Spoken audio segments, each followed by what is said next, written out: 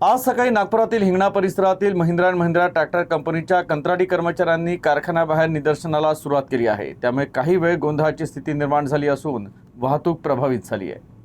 नागपुरातील हिंगणा MIDC मधील सर्वात मोठ्या कंपन्यांपैकी एक असलेल्या महिंद्रा अँड महिंद्रा ट्रॅक्टर कंपनीत मंगळवारी सकाळी कंत्राटी कर्मचाऱ्यांनी आंदोलन केलं। फॅक्टरीच्या गेटबाहेर शेकडोंच्या संख्येने कर्मचाऱ्यांनी आंदोलन पुकारलं।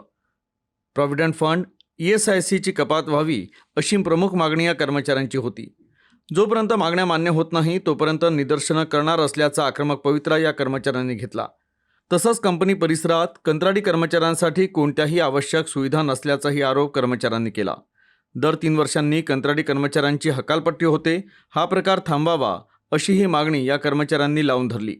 मात्र या आंदोलनानं परिसरात तणावाचं वातावरण निर्माण झालं आणि वाहतूक देखील प्रभावित झाली। तर कंपनी व्यवस्थापनानं कर्मचाऱ्यांच्या शिष्टमंडळाशी चर्चा करत तातडीनं तोडगा काढण्याचा प्रयत्न केला। मात्र जोपर्यंत लेखी स्वरूपात मागण्या मान्य होत नाही तोपर्यंत आंदोलन मागे घेणार नाही असा पवित्रा या कर्मचाऱ्यांनी घेतला होता।